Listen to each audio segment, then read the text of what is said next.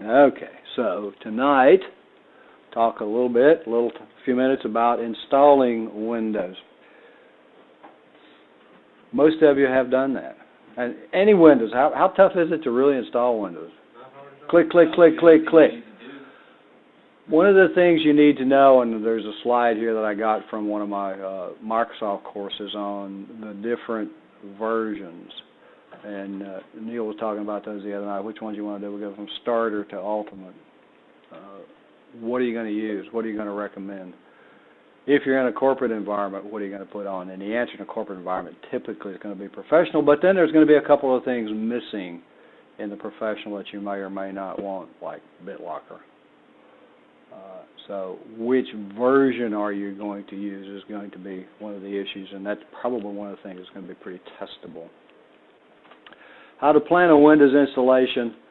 We go around the world about 8 times on what hardware is supported.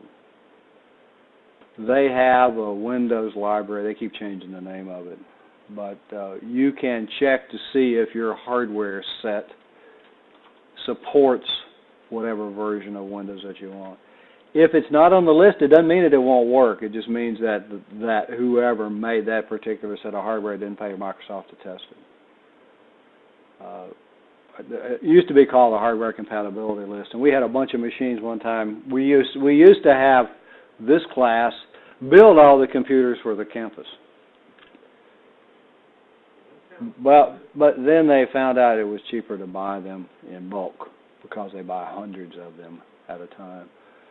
And that's why we take, in the first part, take apart, put together, take apart, put together, instead of building new ones. And there's really no difference in that. But anyhow, we had a bunch of machines that the management somehow found out wasn't on the hardware compatibility list, and then they went into panic mode.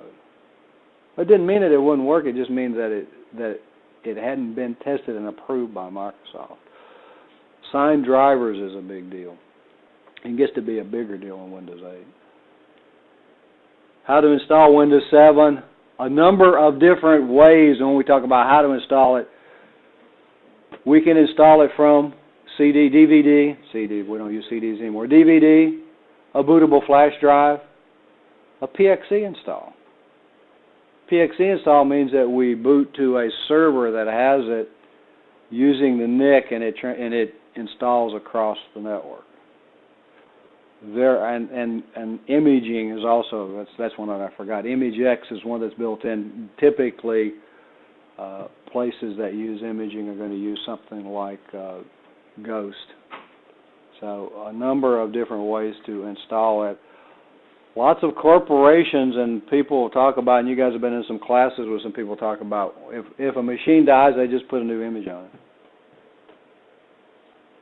They're not going to fool around trying to recover it. If the operating system fails, just re-image it. Which means that if your users are saving things onto their desktops and they fail, they just lost all that stuff. Which also means that when you start doing the install, planning the installation, I'm probably doing all of the, and we'll go through the slides, but planning the installation, think about the operating system, where you want to put the operating system, where you want to put the data. You may want those guys to be in different partitions, so that as the operating system fails and you have to wipe it out, you don't wipe your data out along with it. Those are kind of some of the things to think through when you start doing the installs. If you can put them on separate physical drives, that's the preferred method, but if not, have them at least on different installations. What to do after the installation. And for the virtual machines that you're going to use, and that's a question that Todd was asking, there are some specific post-install items that you need to do to make the machines work correctly. Because if you don't do them, they won't work correctly. Things like your mouse will get lost and you won't be able to get your mouse. Where's my mouse? If that happens to you, by the way, the right Alt key releases the mouse. And the right Alt key, not being facetious, but it's the Alt key on the right-hand side of the keyboard. Learn about special concerns when installing Windows in a large enterprise. What are we going to do? OEM. How are we going to license it? Those kinds of things. Here on campus, when a Windows machine, a Windows 7, because that's what we're using throughout the campus, gets installed and joins the domain, it automatically gets licensed from the headquarters activity using what's called a KMS, a key management server. And it has to be, the computer has to be able to talk to the key management server or its license gets revoked. And I don't know how often they've got to set up, but you can configure it to refresh on a regular basis with those things. Situations requiring an installation, new hard drive, existing Windows version corrupted. A little earlier, we're talking about upgrading. If you have an issue with an installation and you want to upgrade it, then Vista is really the only thing that you can upgrade to Windows 7. But if you had a problem, something wrong with your Vista and you upgraded to Windows 7, the only thing you've done is change the operating system that the problem is in. Upgrades don't fix problems. Upgrades add the capability, the differential between the previous version and the current version. And operating system upgrades if we want to do that. Most instances in an enterprise, the preferred method is a new install, a fresh install. Because theoretically, not even theoretically, but users should not be storing data on their desktops. Because if you've got 1,000 desktops, how are you going to back all those things up? Where you want them to store the data is centrally in home directories or whatever. There's lots of different terms for that. We call it home directory. So you have your own directory that allows that. The additions of Windows 7, I'm going to go through this really quickly, and then I've got the highfalutin Microsoft slide here in a minute. The starter used on notebooks in developing nations, and it's a 32-bit version only. It's one that also has some other limitations. I think like it's not, you can only have a certain limited number of applications running at any one time. Use them on netbooks too. Yeah, no, well you can, but it's not one that you really want. Home Basic, limited features, and is available only in underdeveloped countries. The Windows 7 Home Premium is one that typically is sold in the stores, I think. When you buy one, that's at least when I bought a laptop, that was what was on it.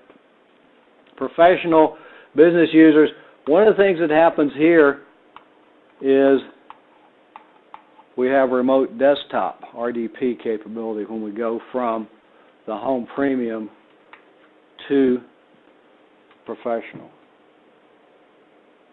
Okay. Doesn't mean that you can't RDP to a Home Basic, you can't, or a Home Premium, but you can't RDP from it. It doesn't support remote desktop. And there's a number of other networking capabilities that aren't there, like joining a domain, if you want to do that. And you can then add down the professional multiple site licenses, which is what corporations are typically going to do so that you can do those things. The enterprise additional features does not include the Windows DVD Maker or multiple site licenses.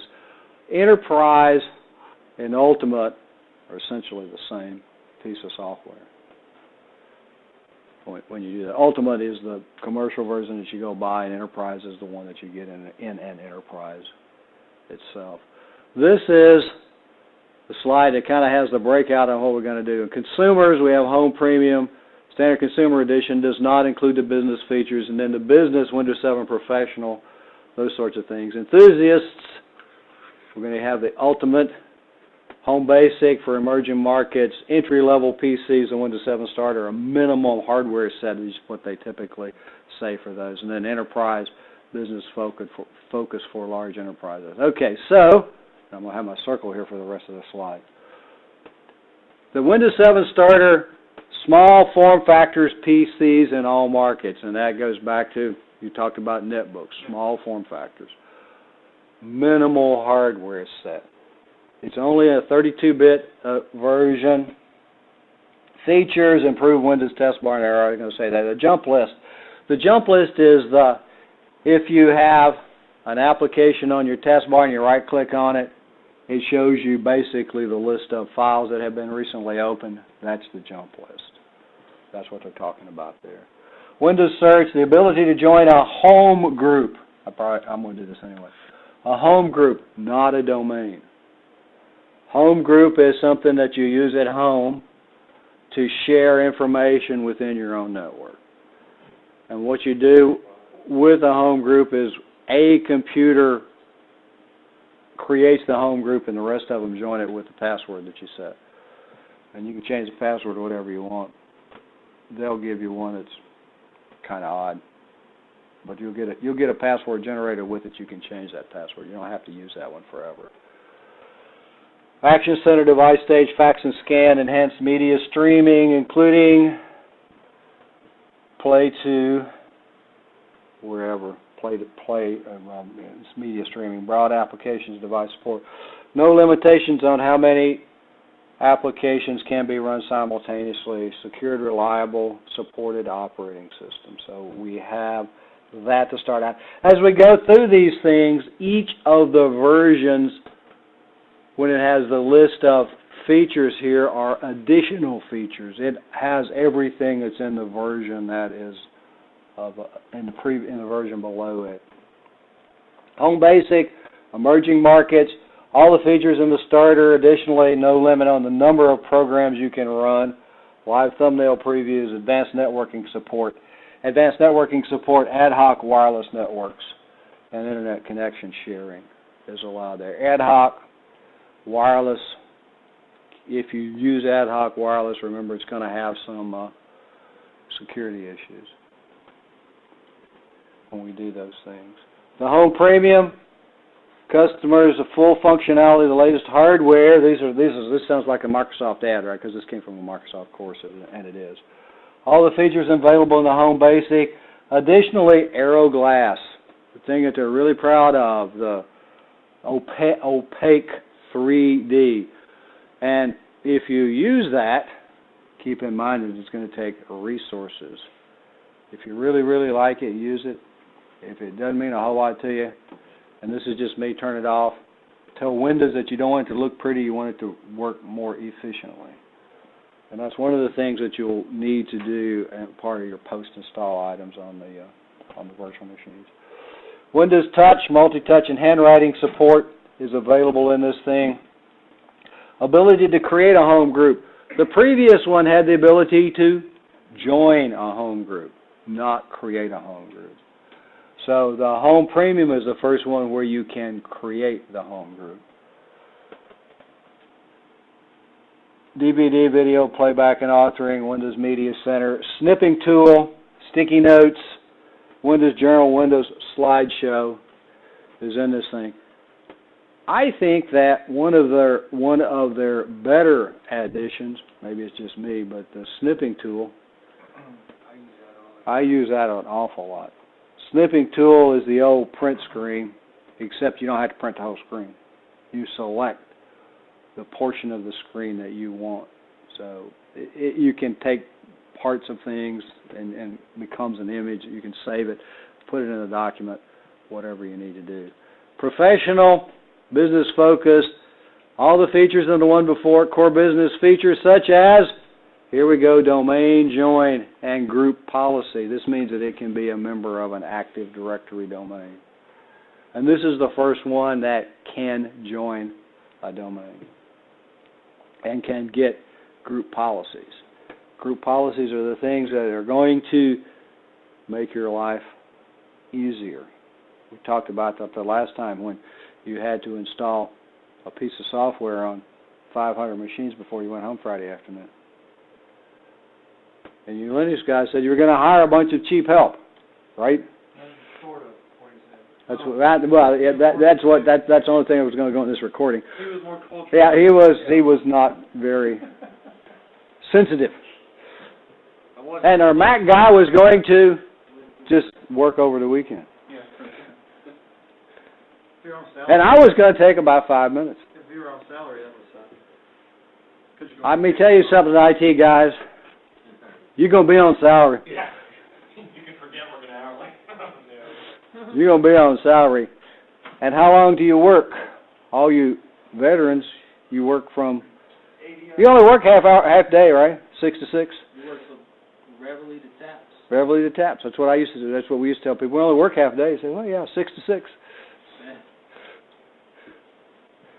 That's a half day. But you're not going to be salaried. Or you're going to be salaried. You're not going to be hourly. Because if something happens, you work on the network until it's fixed. When you do things, experiment, I'm not really sure if this is going to work, do it on a Friday so that you don't take down the whole company for days and get fired. Is that also an example where you would also work in groups to get it done quicker? Work in groups to get it done quicker, lots of things. Well, one of the things that you're going to find, and we've had a couple people who worked over here at Advance, and some of them work their way on up. When you do something to a server or en masse to there, because they've got thousands of workstations, because all the stores connect directly to the database, you have to do it with the script. And before you can do it with a script, you have to write a script that'll undo everything that you just did, just in case it don't work. Can you imagine taking down a corporation? I mean, I don't have any clue how many stores they have, but the size of Advance Auto, if you took all of their stores down at one time. Those are one of those things that what they call a resume generating event. Millions of dollars a day lost. Don't come back. Just don't come back Just don't come back after your next break. Actually, data protection with advanced networking and encrypted file system. Encrypted file system. Here we go. Things that are added in here. The ability to print to the right printer at home or work with location-aware printing. Location-aware printing kind of gets related back to Active Directory, and it's supposed to print to the printer that is nearest to your location. Remote desktop host and offline folders. And we said that the previous version we can remote desktop to it, but we can't remote desktop from it. Windows Virtual PC and Windows XP mode. These are related. Virtual PC is in this version, which is Microsoft's version. You may have seen VMware Workstation. It's similar. It's the same. The Microsoft's version of that. XP mode, and it's probably not all that significant anymore, has to be installed. It comes as an available item, I guess is what they should have said here. You can install it, and what it does is runs applications that will only work in XP on your Windows 7 machine and does a direct interface to that application from the Windows 7 so that you can get to your XP apps directly from Windows 7 if you need that, have that. Enterprise, targeted for managed environments, large enterprises, features available and everything before this, and now we've added BitLocker. BitLocker and BitLocker to go. BitLocker encrypts the entire hard drive. BitLocker to go is something that allows you to encrypt a flash drive, for instance, and decrypt it. That's all right. To use BitLocker, don't you have to have the TPM? You don't have to have a TPM module. If you don't have a TPM module, you can store it on a flash drive. You can store the key on a flash drive. More about the BitLocker to go. If you had to use the TPM, then it's well, not really, because you go through. There's a process that you go through in order to get it unencrypted. AppLocker allows you to either deny specific applications. I mean, you have a policy either.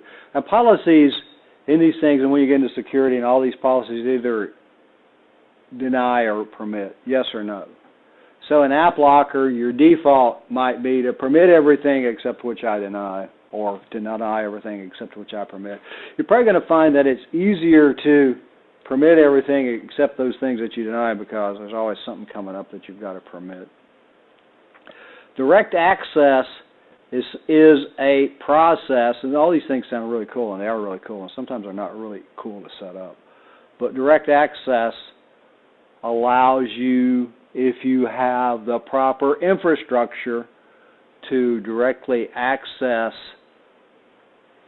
the network when you're off of the network. What basically it does when you turn on, if you're on a business trip, when you turn on your computer, it automatically puts you on the network. It does its own VPN. Yeah, VPN's a separate kind of entity. This direct access is something that's developed so that the IT people can set up the computer and the salesman doesn't have to worry about, you don't have to worry about training them how to configure or set up or go through a VPN. Branch cache. Branch cache is an active directory environment. If you have remote offices that you don't have network administrators there, you can put a read-only domain controller in it, and branch cache allows you to cache documents that get downloaded, so that if you have something that gets downloaded from the headquarters activity and then somebody else goes to download it again, it just goes to the local machine and gets it from the branch cache machine. Interface languages, enterprise search scopes, virtual desktop VDI enhancements, and the ability to boot from a virtual hard drive, which when it first came out, we tried it, it works, it was really cool, and then I said, okay, why do I really want to do that? I guess the reason I would really want to do that is if I didn't want to image all these guys, I can make a virtual hard drive, a bootable virtual hard drive, and make copies of it, and then go and do the renaming, whatever needs to be made. Remember, when you're talking about a virtual infrastructure, you're really just talking about files. You can move them, copy them from one place to the other when you want to do those. Ultimate, same features as enterprise, not listed for VDI scenarios and those things. So those are the basic, are the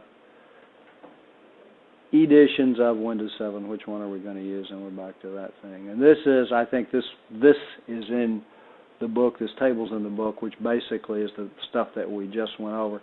Starter, when you look at these things, Starter and Home Basic are kind of sparse here in what's available on them. And then we add Arrow, create home groups in Home Premium, schedule backups. Basic, you could join a home group. You couldn't create a home group. And then Professional, we get more and more and more until we get to Ultimate, can do a little bit of everything that you want. And each of those is going to cost a little bit more, obviously. You guys in your, what's the name of the place that we go now? DreamSpark. Get the Professional version, I believe. And you get the Professional version of, they still got XP in there? 7, 8, and 8.1. I think I saw Windows 10 in there. There's all the server versions. And all the servers, yeah. Take advantage of that. It's one of your perks for being here.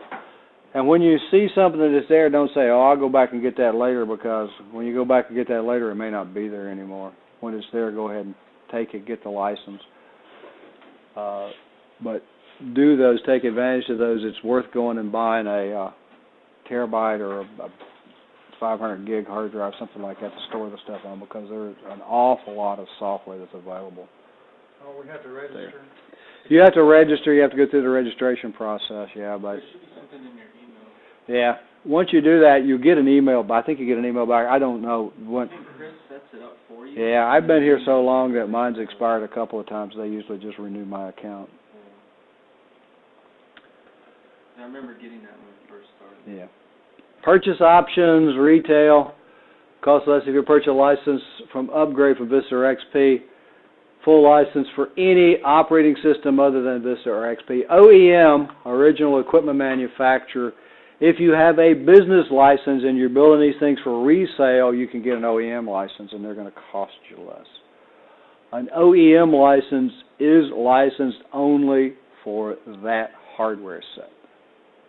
If it fails and you trash the machine, you're not allowed to use that license on another computer. 32, 64-bit versions. 64-bit obviously is what we want, and I think that's the most there, except some of the really lower ones only supported 32-bit versions. 64-bit device drivers. When you get into an enterprise environment, that may cause you some issues. And my story here is when we put in our new server that serves up the file server, print server, and all the multitude of things that are on it, install the printer. And this is a 64-bit system. Very cool. So it installed the 64-bit driver. And when you share printers in an enterprise and you install that printer, it automatically downloads the driver from the server. The only problem was all of the computers in the building were running 32-bit systems. So you may have to go get the separate driver. They had to have the 32-bit driver. But they can see it, they just can't use it. Yeah, you couldn't install it because wasn't any driver available.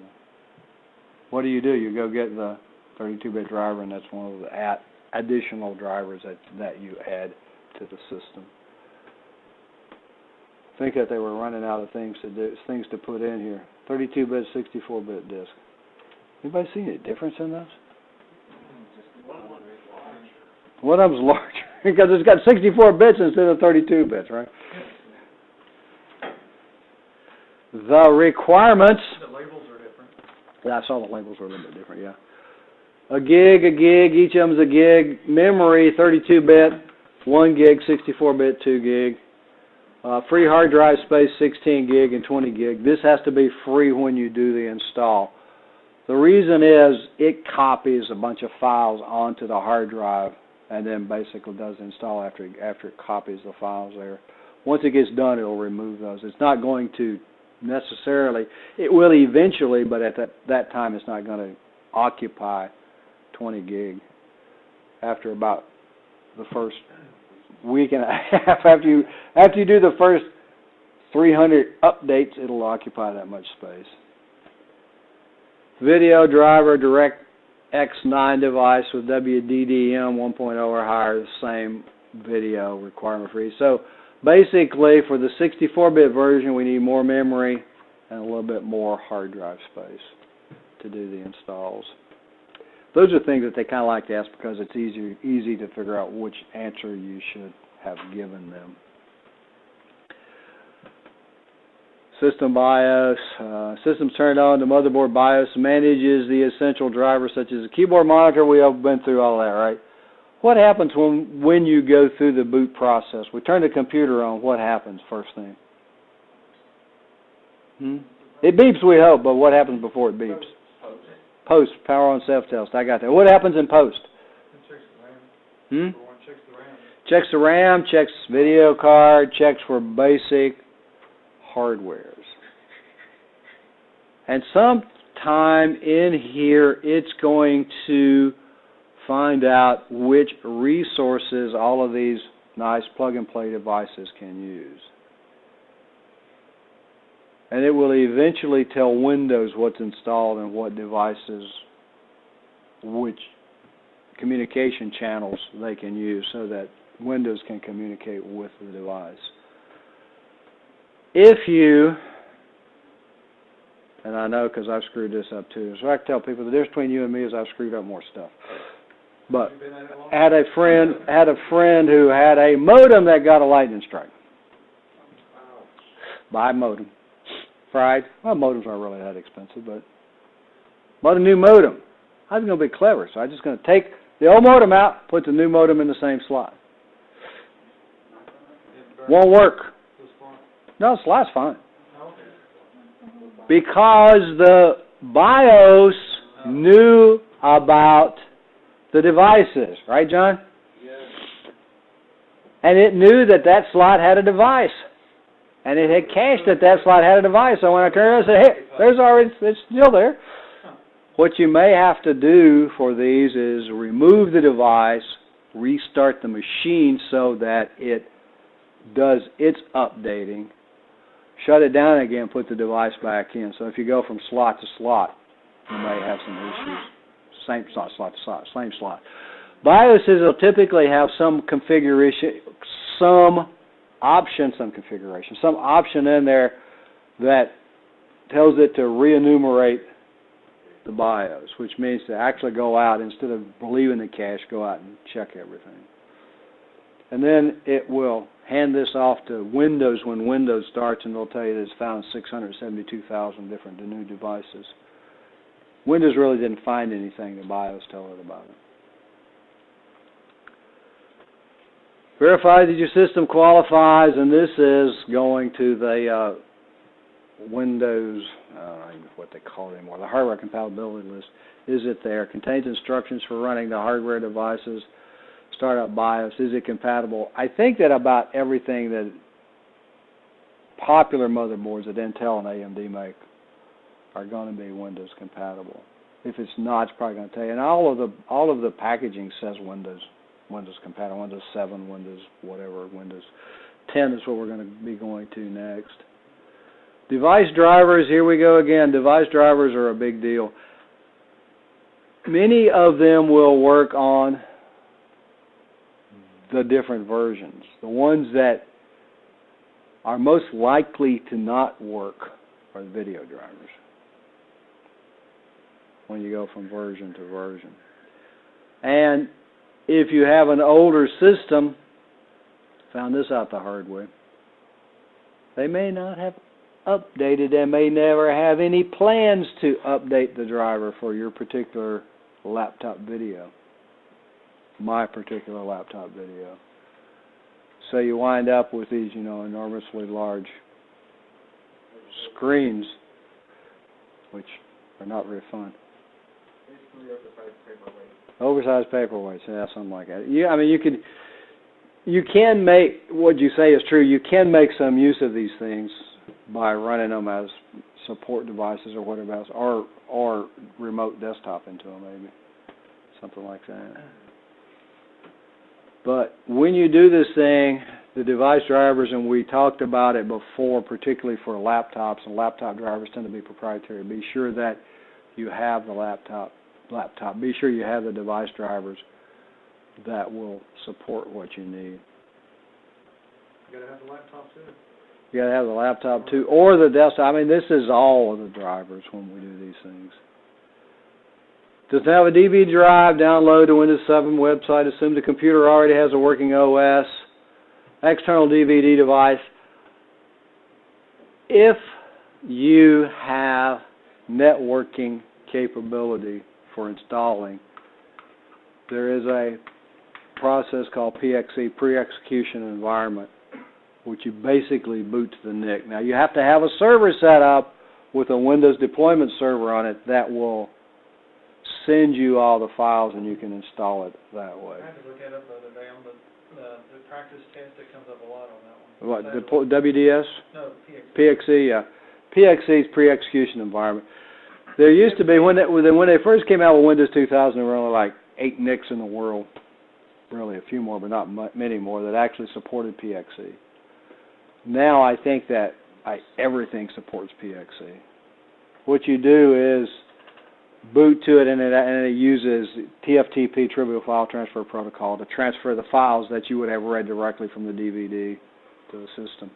One of the advantages to the WDS that we have now is that it can be set up in a multicast mode so that it multicasts the files. And you can start multiple installs at the same time because you don't have to have individual connections. What you're usually going to have here is a computer to server connection, one-to-one connection, and eventually you're going to fill up the capability of the machine. If we do a multicast, it just simply sends it out to everybody that's joined the multicast group, and you configure the startup to join the multicast. The advantage to that is if somebody joins the multicast late, they pick up on the saving, and then you can have the server restarted, and it'll finish getting the files on the restart. You can use an external DVD drive, USB flash drive. There is a number of utilities. Microsoft's got a utility to create a bootable flash drive for these things. And I think that you'll find that this USB flash is going to be faster than this. Much faster, especially if you got USB 3, because the file copy goes significantly faster. And it's a version In my druthers, if I could do it, actually, if I had a lot of them to do, it would be the WDS. But if I was only going to do one for myself, I would want the bootable flash drive for these things. This is just to set the priority where you're going to boot from kind of deal. And most of these machines now, you don't really have to go into the BIOS, do you? You can get into the Escape F11, F10, whatever it is for the different ones, and you get the option to tell it which device you want to boot from. And all you guys as network administrators are going to configure your BIOSes so that your regular users are not able to do that. That when they try that, it says, okay, put in the administrator password. You can do that. You need to configure them that way. Otherwise, you get people doing not really good things to you at times. saving pictures and uploading. Well, all sorts of stuff. Factory recovery partition may or may not have, and a lot of them, and I think the next slide says, hey, I got this thing, and now you need to create your own factory recovery partition. But factory recovery means that when we use this thing, it's going to restore the system the way it came from the factory. Anything that you've installed is gone. The first thing it does is wipe the hard drive out and then copies the image onto the machine. I like the second one. It's CD. to create your own recovery CD, and that's probably what you want to do. Except it's going to do the same thing. Recovery CD must be created before the drive failure to access the hidden partition. Press the key during startup. La-di-da. But once you create this thing, all of them are going to do the same thing. The first thing they're going to do is wipe out what's ever on the disk. So that means that hopefully you've got a backup of your data, so that when it gets wiped out, your business doesn't get destroyed. One key recovery, create a recovery disk. This is just a nice picture. Use a recovery utility on this laptop to create DVDs that can be used to recover the system in the event of hard drive failure. And again, when we create this thing, what we really do is create an image of the machine on that day. When you restore it, it restores it to the image that you created on that day. They don't get updated. Virtual computer or virtual machine, and that's what you guys are going to use. It says software simulating hardware of a physical computer. I don't really like that definition. A virtual machine is, what is an operating system? We're going to go back to last time. What does an operating system do? It does all that interfacing business, right? The user, the hardware, the disk, the file system. So when we install an operating system, it's a set of software instructions that manage a computer, manage the hardware, and do the interface. Is that fair? When we do virtualization, we do the same thing, except we can do it multiple times. And we have multiple instances. What doesn't bother you if you have Microsoft Word or Microsoft Excel and Access, and then Firefox and Chrome and all running at the same time, right? You've all done that. Maybe not that many. You guys have a lot of memory, do you? You do that all the time, right? All virtualization is a similar concept, except we have different instances of the operating system running, different instances of Windows. And what really is neat about virtualization is you can have a Windows virtual machine, a Linux virtual machine running simultaneously. If you dual boot, and you can dual boot, but if you dual boot, you're going to have one running at a time.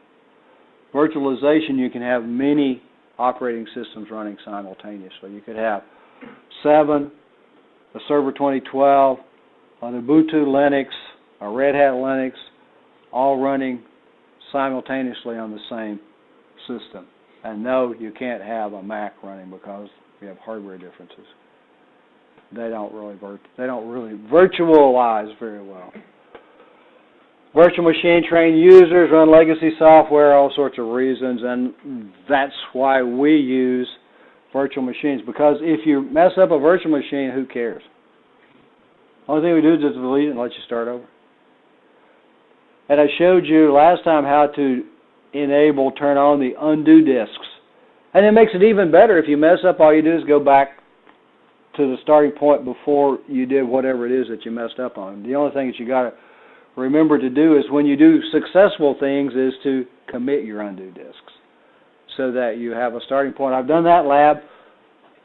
Commit the undo disk and then start the next lab. Oh, I messed that one up. Well, then just delete the undo disk and you can start that lab over. Pretty straightforward process for those. And if you're doing, I did at one time, I was having trouble upgrading the machine, and I finally got smart enough to turn on the undo disk, and then when it didn't work, instead of copying the whole hard drive over again and waiting, all I did was delete the undo disk and let's try it again. Let's try something different. So those things can help you out too. These are just different virtual machine vendors. Virtual PC by Microsoft. VirtualBox is available with VMware. VirtualBox was much better when the Sun ran it. VirtualBox, I don't know. I've heard good and bad things about VirtualBox, but it is available. You can get from your free software VMware Workstation, which is a pretty good management software. I used Virtual PC for a lot of years, and I didn't really have any problem with it. A lot of job listings, I see, they want you to know VMware. They want you to know VMware. Yeah, it comes and it goes. But what they want you to know, VMware is not VMware Workstation. They want you to know the server that runs these things. ESXi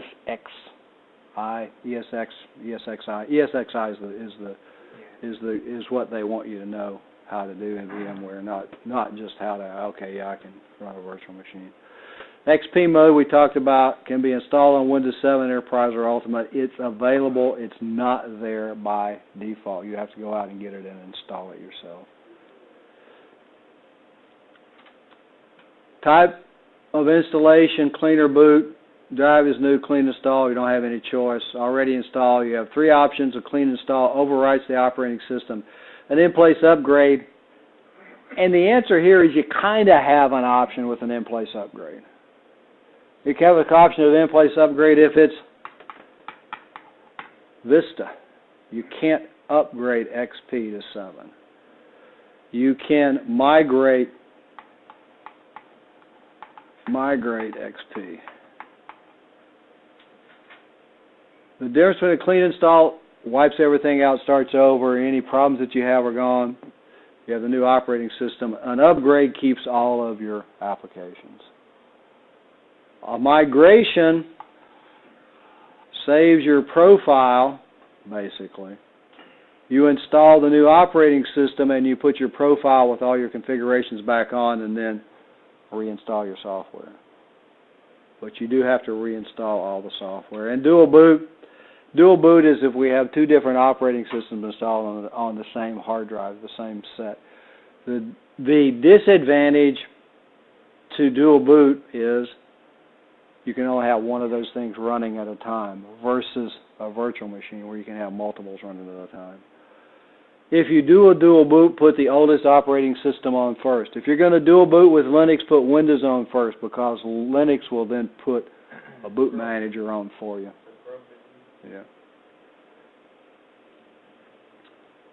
From to, and this is a table of, you can look at this, it's in the book or on the internet, what you can go from to. What it basically says is that you go from Home Basic to, Vista Home Basic to Basic, Premium, or Ultimate.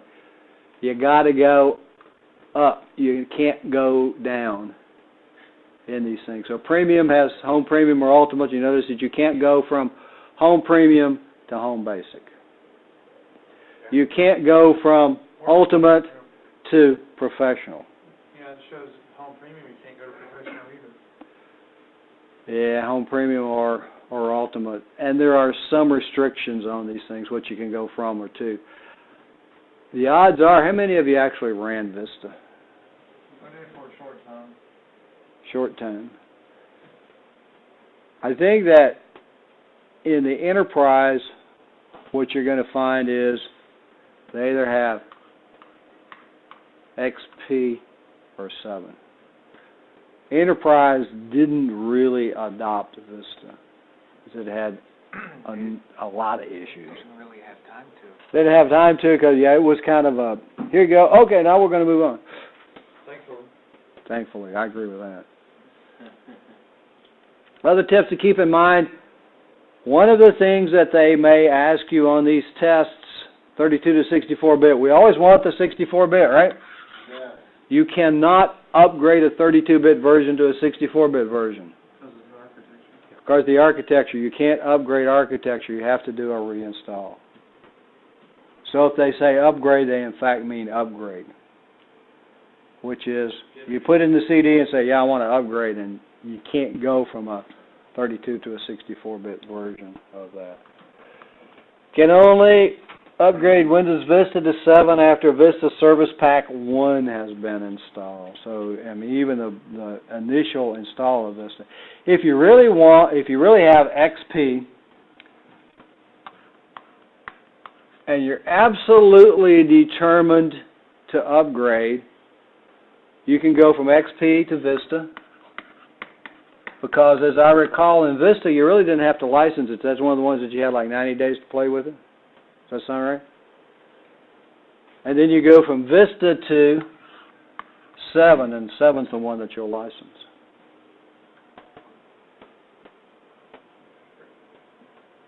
That way you keep all of your applications and all of your problems. And you just feel right at home when you start up and say, yeah, it still does that.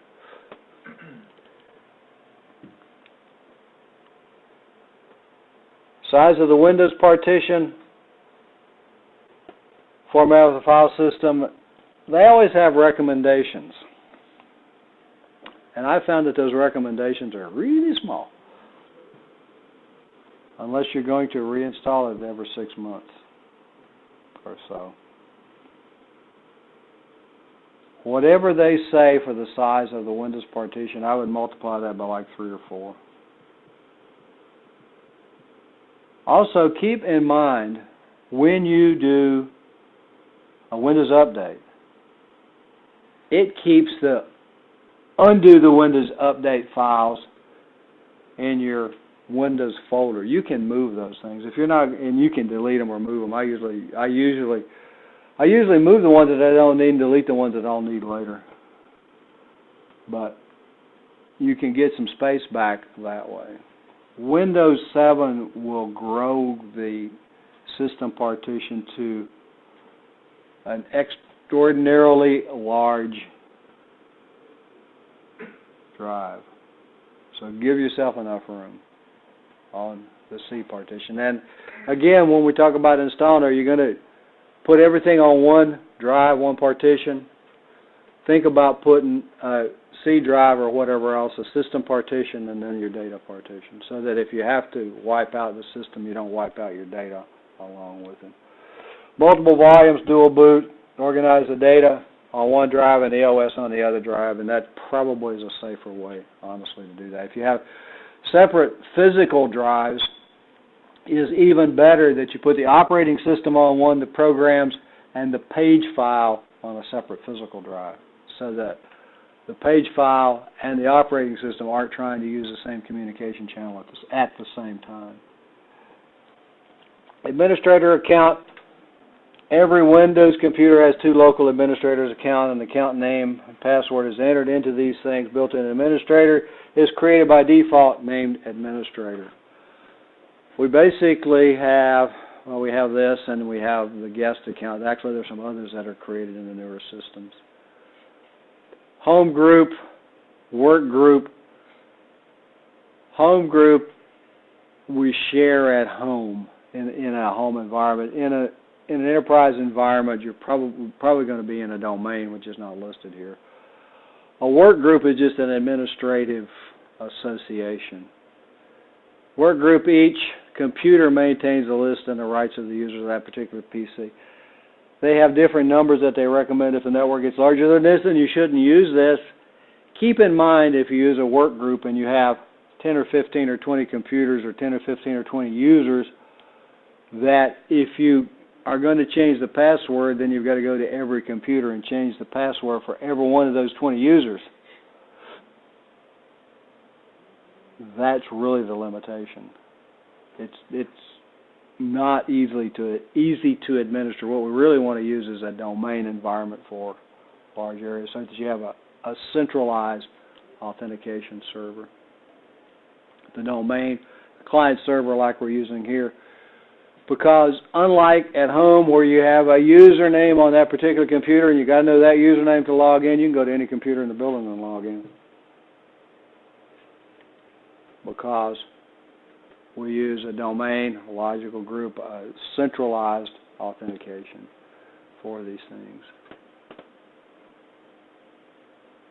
This is the work group. And this is not very many machines, and look at all of the communication capabilities and just think about how many places you'd have to go to change the passwords. Either that or tell everybody else's password, which you probably don't want to do.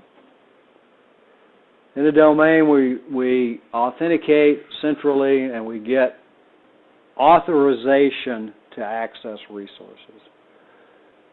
2 A's there, authentication and then authorization. Questions to answer, and again, this is in the book. You can take a look at those things.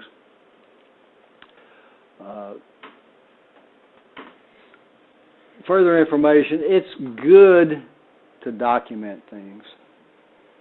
Because if you don't, the thing that you didn't document is going to wind up being what you need. Huh? Yeah, it does. Backup important data, this is all this stuff. Not reformatting a drive, run antivirus to ensure that the drive is free from malware. Be sure you've got all the resources that you need, including the drivers.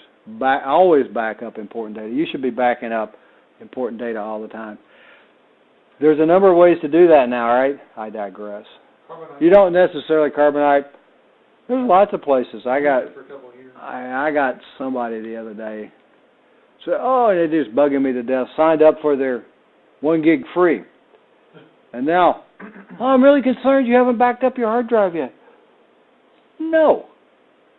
Because I got a lot of storage someplace else. And you'll give me a gig, but you want me to pay for the rest of it. And there's lots of places out there that you can get free storage, and if you watch them, really odd things happen. I think Box.com.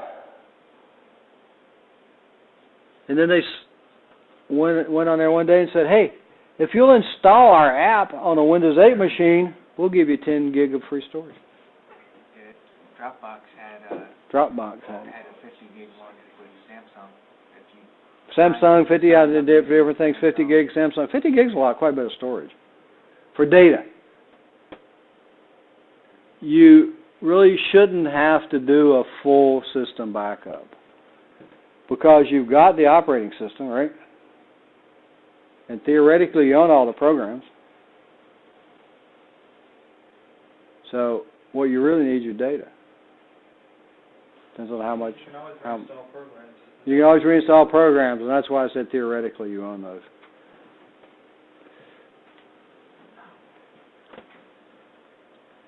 In-place upgrade, clean install, dual boot.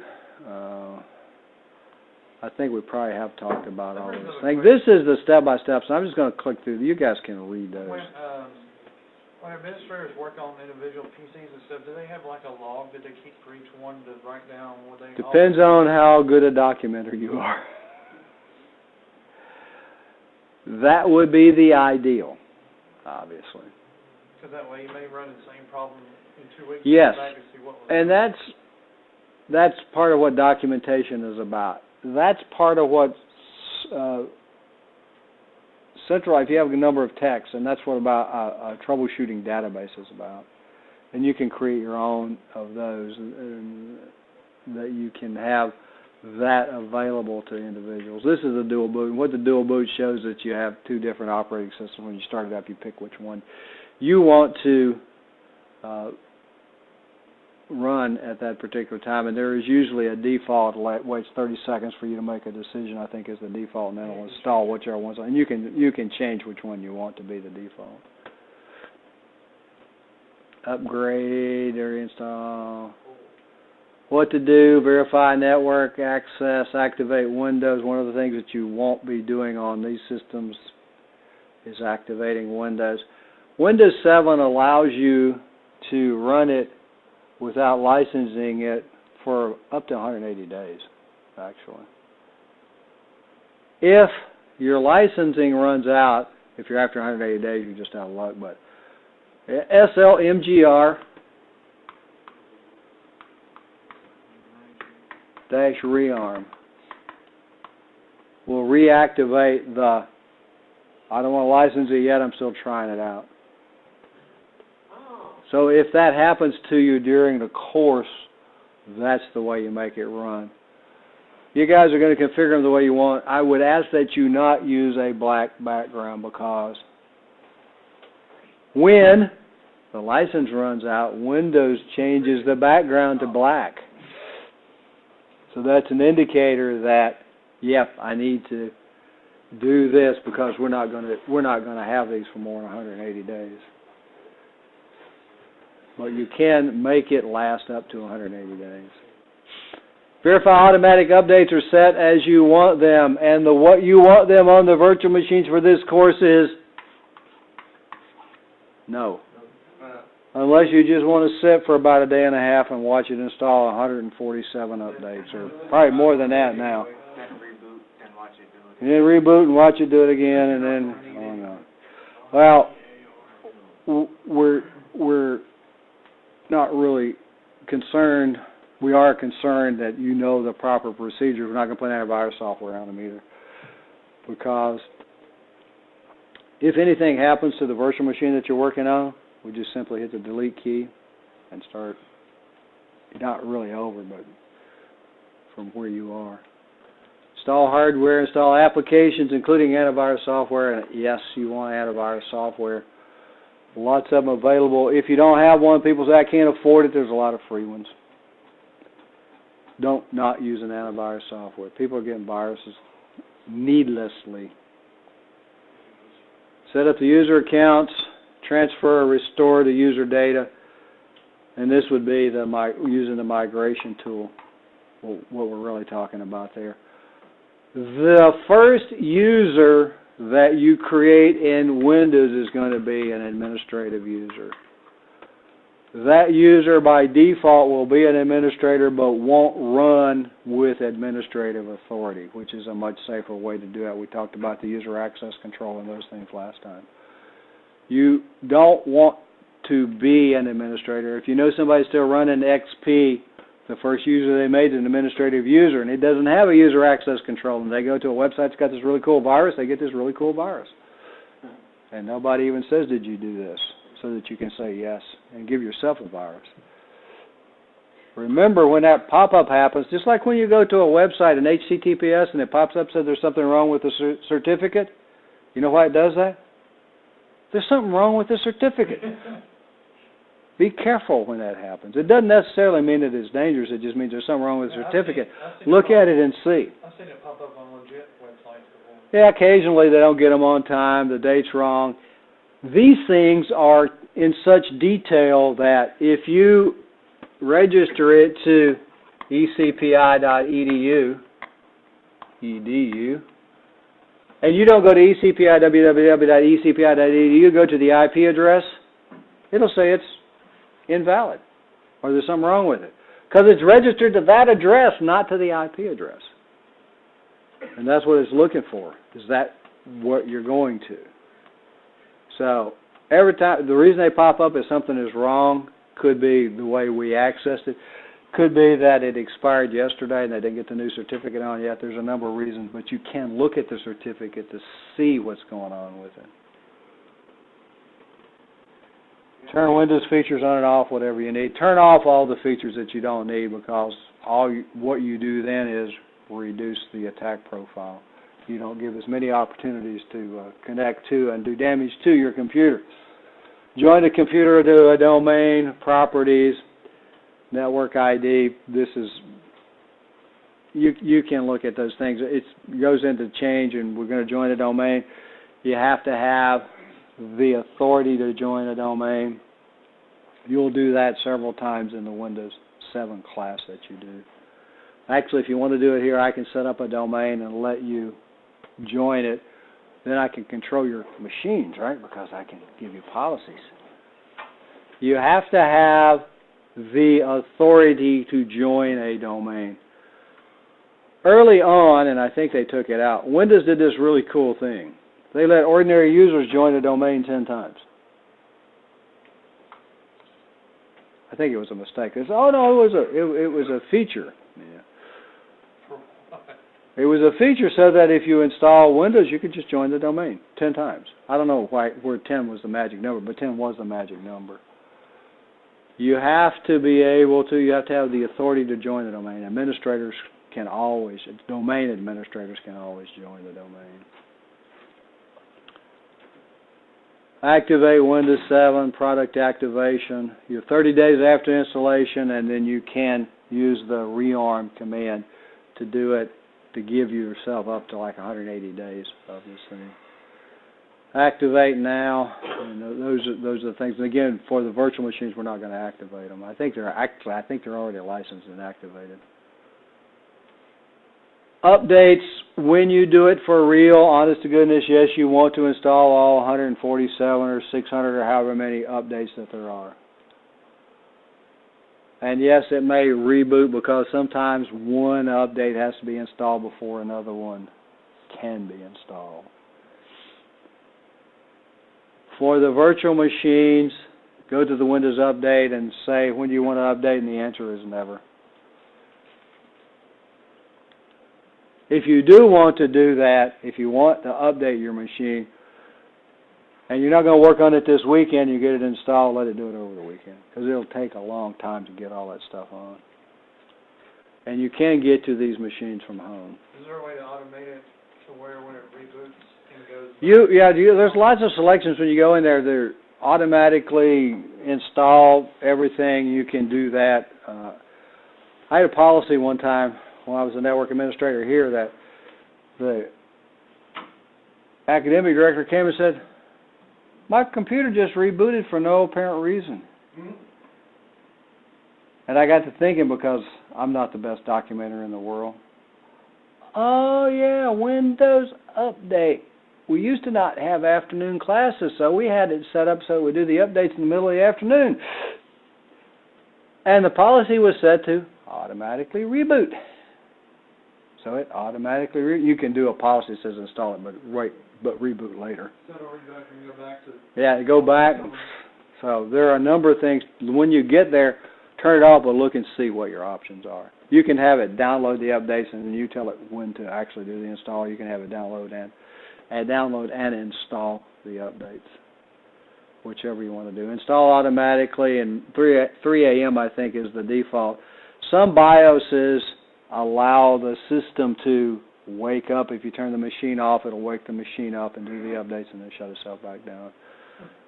A number of things that can do that. This is the install hardware. This is the post-install items.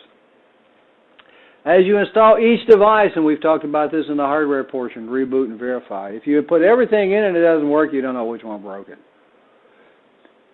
Seems like it takes longer, and it may, but if you have something that's not working, it really takes less time, because now you know which one is the one that's not working. Disable and enable devices. When we get into these things, if we have something that fails and we don't want it to run anymore, don't disable it. Don't uninstall it, disable it, because in plug and play, if you uninstall it the next time the machine starts, it'll reinstall it for you, because it's plug and play. If you disable it, it's still there, but it's just not functioning. Show hidden devices. Take a look at that. That's always kind of interesting, I think, to look at. Install the applications after you get done. Be sure you install the antivirus software. One of the things that you may want to consider is to install your apps before you install your antivirus software, because a lot of times the antivirus software is going to be checking every file that gets written to the hard drive. I was going to ask that question. And it can slow things down. Yeah, you may want to, even if you install it, you may want to disable it while you're doing the application installs. You can also configure these things to check on writes or reads, whichever you want, typically. Like 6 months later you install something, you just... Yeah, I mean, you can disable while you're doing that and then re-enable it when you get done. Yes? There are some apps that I've downloaded that are good and all, but my antivirus software doesn't like them. Correct. That's the part it doesn't like. Correct. There are some things, and that's all depends on the definitions. There are a lot of tools that you will use as network administrators that is going to see as a hacking tool.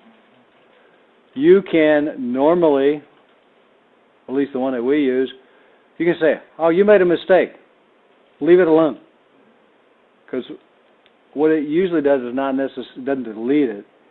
It isolates it, and then you can say, authorize this particular application. So you can do that, yeah. And the viruses are the definitions, and what it's looking for are patterns, and that pattern appears to be a virus.